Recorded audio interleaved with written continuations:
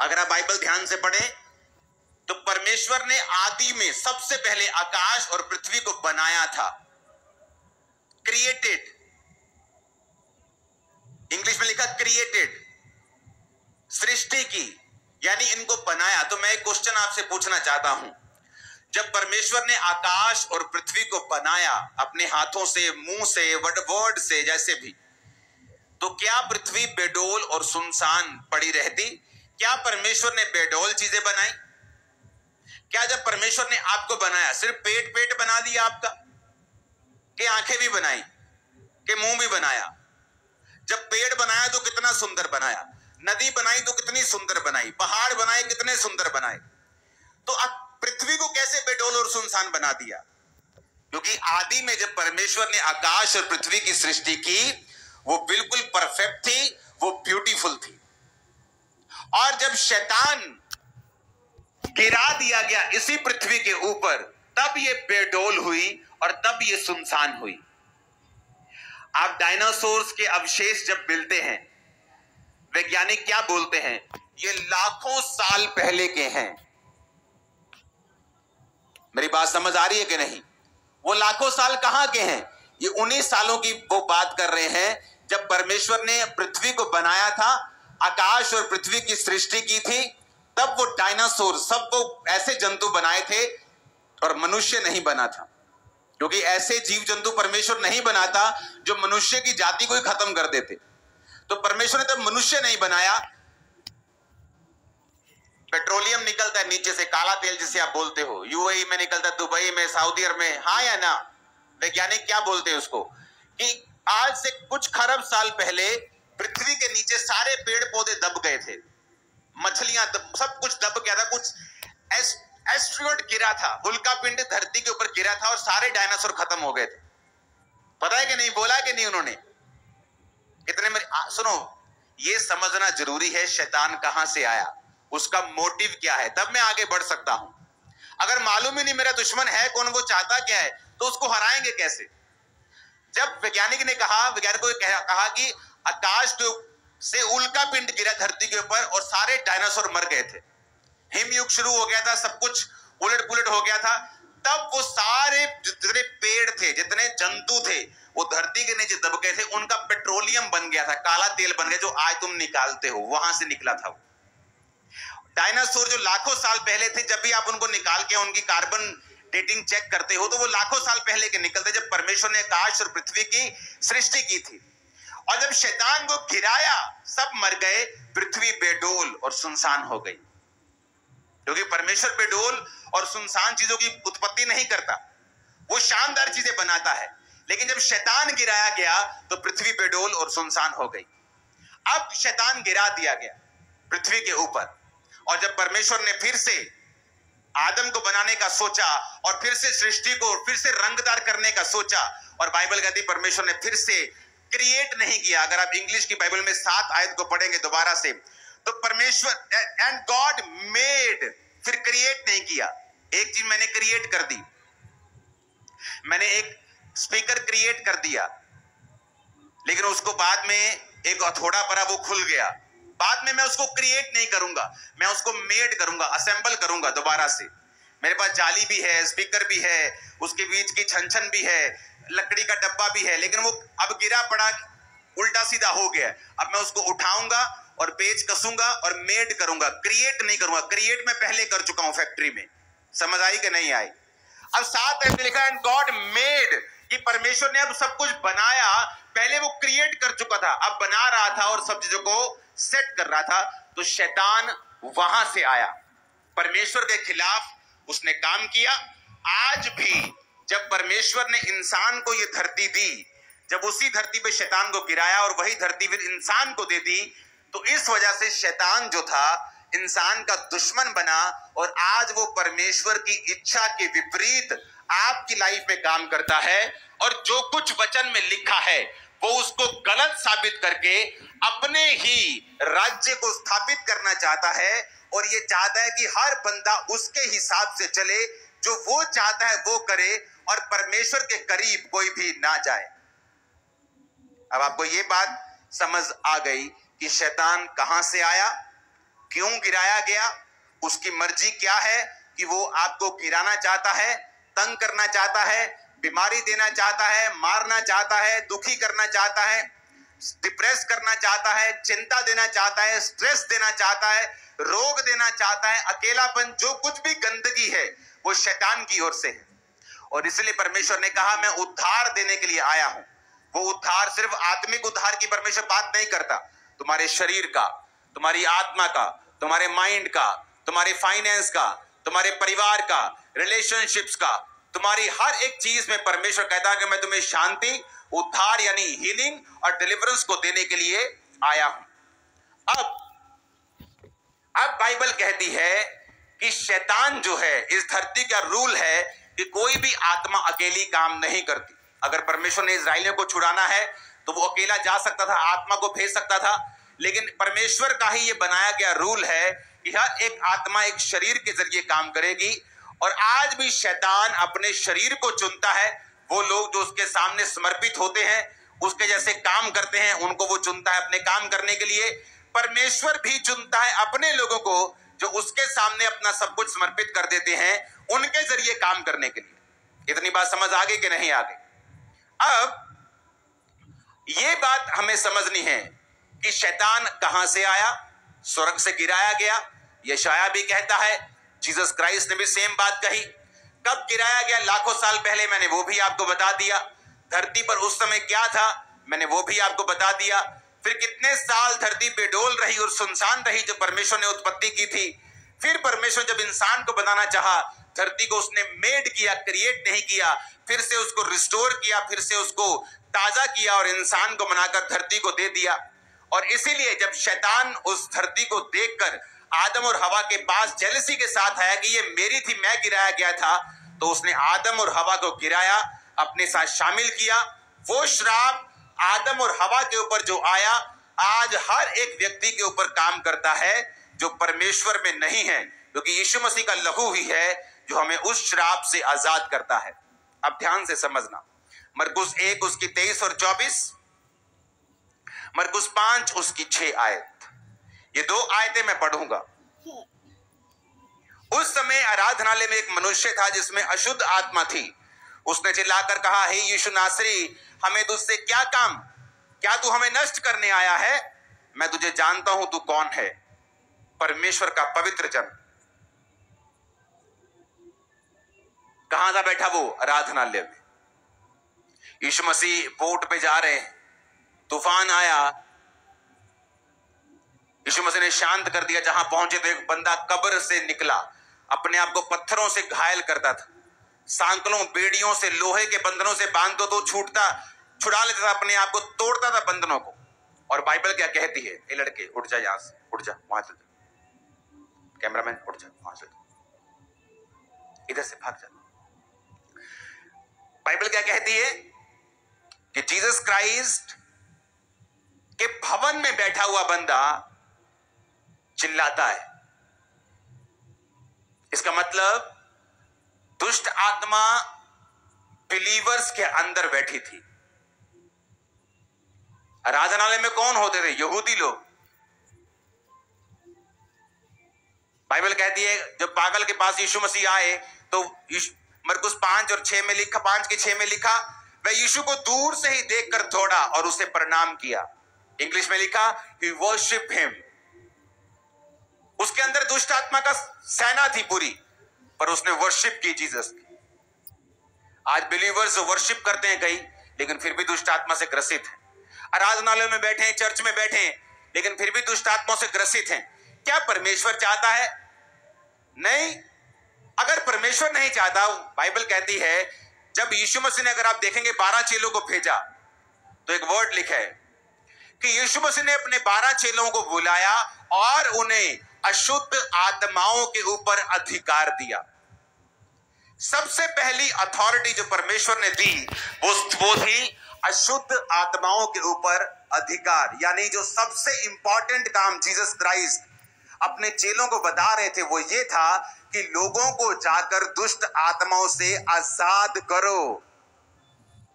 सबसे इंपॉर्टेंट पहले वर्ड लिखा है बाइबल में कि यीशु मसीह ने अपने चेलों को बुलाया और उन्हें अशुद्ध आत्माओं पर अधिकार दिया और कि वो सब प्रकार की बीमारियों और निर्बलताओं को दूर करें। इसका मतलब यीशु मसीह दुष्ट आत्माओं को निकालने की इंपॉर्टेंस को बड़ी अच्छी तरह से समझते थे। यीशु मसीह को मालूम था कि जब एक शैतान एक बिलीवर के पास रहेगा तो वो उसका नुकसान करेगा। बाइबल कहती है यीशु मसीह एक आराधनालय में प्रचार कर रहे थे सबत के दिन, और एक कुबड़ी आई और यीशु मसीह ने उस कुबड़ी को ठीक कर दिया जो 18 साल से बंधी थी। तो लोग चिल्लाने लगे, सबत के दिन क्यों चंगा किया? तो यीशु मसीह ने कहा, वो लड़की जो अब्राहम की बेटी है, शैतान से बंधी हुई थी, क्या अच्छा नहीं था कि सबत के दिन वो छुड़ाई जाती? अब्राहम की बेटी थी, यहूदी थी, क्रिश्चियन थी, तो भी शैतान की बंधी हुई थी। तो यीशु मसीह को मालूम था कि एक व्यक्ति आराधनालय में हो सकता है, चर्च में हो सकता है, वर्शिप कर रहा है, आराधनालय में मौजूद है, वचन सुन रहा है, लेकिन फिर भी दुष्ट आत्मा से ग्रसित हो सकता है। और इसीलिए परमेश्वर ने अपने चेलों को बुलाया और कहा, मैं तुम्हें अशुद्ध आत्माओं के ऊपर अधिकार देता हूं कि तुम सब प्रकार की अशुद्ध आत्माओं को निकालो और बीमारों को चंगा करो। आज वो मिनिस्ट्री जो निग्लेक्ट कर दी जा चुकी है, क्योंकि दुष्ट आत्माओं को निकालना जो है वो पास्टर्स के लिए उनको कठिन काम लगता है, सिरदर्द वाला काम लगता है, डेंजरस लगता है। लेकिन ये सबसे पहला और सबसे जरूरी है कि जब एक व्यक्ति चर्च में है, जीसस क्राइस्ट के पास आ चुका है, तो वो शैतान के सब प्रकार के बंधनों से छुड़ाया जाए। ये जरूरी है और परमेश्वर की ये विल है 100%। आज भी इसी विल से वो स्वर्ग से आपको देख रहे हैं कि आप दुष्ट आत्माओं के हर बंधन से छुड़ाए जाएं, अपने घराने समेत आमीन ऊंचा चाहिए। अब ये समझ आ गया कि परमेश्वर ये चाहते हैं कि हम दुष्ट आत्माओं से छुड़ाए जाएं, हम दुष्ट आत्माओं से आजाद हों। एक व्यक्ति चर्च में हो सकता है, बिलीवर हो, और दुष्ट आत्मा से ग्रसित हो सकता है। अब जब मैं ये फैसला कर चुका हूं, दुष्ट आत्मा जब सपनों में आती है, डेथ स्पिरिट जिसको होती है, जैसे आज प्रोफेटिक वर्ड हुआ, मुर्दे दिखते हैं, रिश्तेदार दिखते हैं, मरे हुए लोग दिखते हैं, ये डेथ स्पिरिट है। यानी वो आपको भी एक्सीडेंट में आपको भी मारना चाहती। और क्रिश्चियन लोग भी बंधे हुए हैं इसमें। लेकिन क्यों बंधे हुए हैं और वो कैसे छुड़ाए जाएंगे, अब हम इस टॉपिक पे जाएंगे। क्योंकि अगर शैतान आपकी लाइफ में है तो उसके अंश, उसके कण, उसका असर भी आपकी लाइफ पे होगा, और वो अच्छा नहीं। एक क्रिश्चियन बंदे के लिए ये अच्छी बात नहीं है कि वो शैतान के बंधनों में रहे। हालेलुया। पहली बात, अगर आप शैतान से, उसके बंधनों से, उसके जकड़न से, उसके पकड़ से आजाद होना चाहते हो, पहला पॉइंट जो आपकी लाइफ में होना चाहिए वो ये है कि आपकी लाइफ में रिपेंटेंस होनी चाहिए। दूसरा, डेस्परेशन, यानी एक उत्साह, छुटकारे की ललक आपके अंदर होनी चाहिए। एक बार मैं बताता हूं कौन से लोग हैं दुष्ट आत्मा से जो आजाद नहीं होते। Wrong motives. ऐसे बहुत से घर हैं जहां पर लेडीज को या जेंट्स को यह लगता है कि अगर मैं दुष्ट आत्मा से खेलता रहूंगा तो मुझे ज्यादा से ज्यादा अटेंशन मिलेगी। एक घर में मैं गया, वो औरत को दुष्ट आत्मा बहुत सताता था, लेकिन जब वो दुष्ट आत्मा से बाहर आती थी तो उसका स्वभाव इतना अच्छा नहीं था अपने पति और अपने बच्चों के लिए। बहुत डोमिनेटिंग थी वो, बहुत प्रभाव और बहुत कब्जा करके रखती थी अपने पति और अपने दोनों बच्चों के ऊपर। तो वो दुष्ट आत्मा जब उसकी प्रेयर होती थी तो वो दुष्ट आत्मा से कभी आजाद नहीं होती थी। क्यों? उसका इमेजिन करो, 15 साल की प्रेयर के बाद परमेश्वर ने कल मुझे उसका रीजन बताया। वो मुझसे मिलती नहीं, 15 साल पहले का कोई किसी चर्च में बुझाती नहीं, लेकिन मुझे वो केस याद था। बहुत से लोग ऐसे हैं जो ये सोचते हैं कि अगर वो खेलेंगे तो उनके परिवार का अटेंशन उनको मिलेगा जो उनको वैसे नहीं मिलेगा। और दूसरा, वो अपनी सारी बदतमीजियां, अपने सारे मिसबिहेव शैतान की आड़ पे अपने परिवार के ऊपर रखना चाहते हैं। ऐसे लोग कभी दुष्ट आत्मा से आजाद नहीं होंगे। जिस घर में ऑर्डर बिगड़ा हुआ है, क्राइस्ट का ऑर्डर क्या है?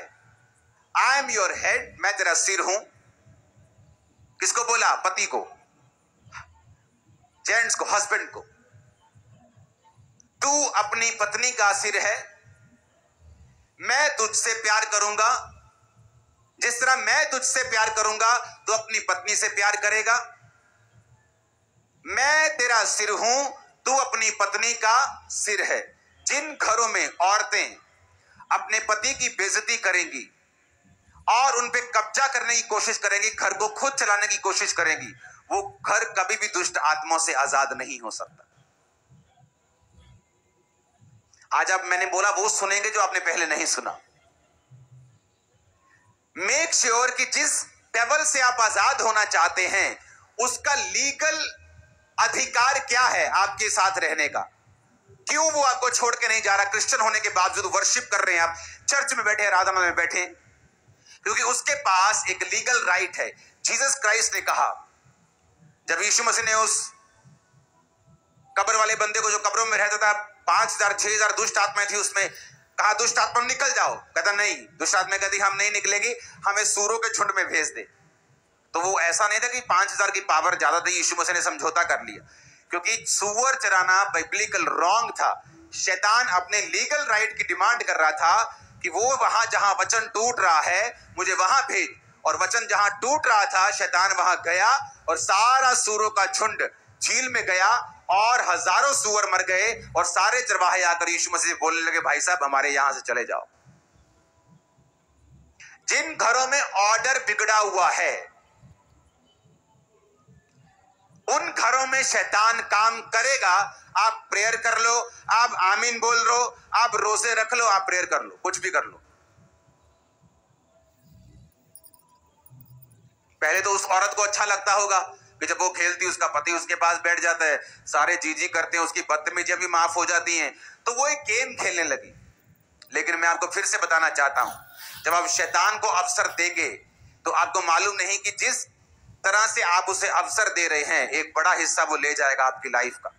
थोड़े साल बाद मुझे एक मैसेज मिला कि उसका एक लौता बेटा सुसाइड करके उसी घर में फांसी लगा के मर गया, क्योंकि वो डेस्परेट नहीं थी शैतान से आजादी के लिए। शैतान को आड़ बनाकर वो अपने परिवार में कुछ गेम्स खेल रही थी।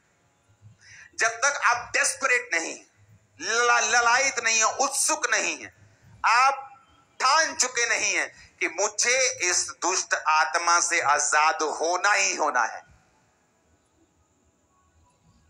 आपने 6 बजे बुलाया चर्च में, मैं 5 बजे आके बैठ जाऊं, एक एक वचन नोट करूंगी, प्रेयर्स फॉलो करूंगी, पवित्रता ही फॉलो करूंगी, हर चीज मैं करूंगी, लेकिन मैं इस दुष्ट आत्मा से अब आजाद होना है मुझे। वो लोग आजाद होंगे। कितने मेरी बात को समझ रहे हैं? तो जब उसका एक लौता बेटा मर गया, एक बच्चे को मरता हुआ देखना, एक लौते बेटे को, आसान नहीं। लेकिन जब आप शैतान को मौका देंगे, हालेलुया, ये बात को समझना बहुत ही जरूरी है। कुछ लोग आते हैं, मुझे दुष्ट आत्मा से आजादी चाहिए। क्यों चाहिए? क्योंकि जब मैं अपने बॉयफ्रेंड के पास जाती हूं तो मेरी उससे लड़ाई हो जाती है। Wrong motives. दुष्ट आत्मा से आजादी पीछे मोटिव्स रॉन्ग हैं। अगर आपका मोटिव रॉन्ग है तो आप दुष्ट आत्मा से कभी भी आजाद नहीं हो सकते। अगर आपका मोटिव यह है कि प्रभु मुझे दुष्ट आत्मा से फ्री कर, मैं तेरे नाम की महिमा करूं, मैं लोगों को गवाहियां दूं, मैं लोगों के लिए प्रेयर्स करूं, मैं तेरे भवन में जाके टेस्टिमनीज दूं, मैं तेरी सेवा करूं, मुझे दुष्ट आत्मा